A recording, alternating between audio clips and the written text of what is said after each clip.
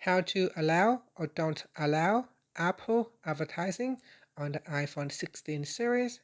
First, let's return back to the home screen by swiping up at the bottom of the screen. Now on the home screen, tap on Settings. And from the main settings page, we then scroll down and tap on Screen Time.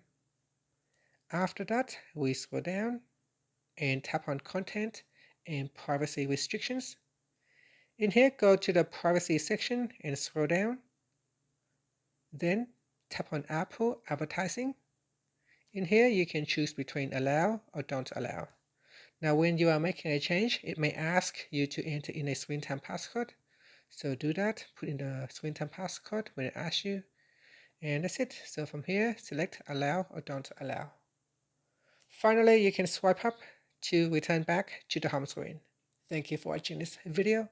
Please like and subscribe to my channel for more videos.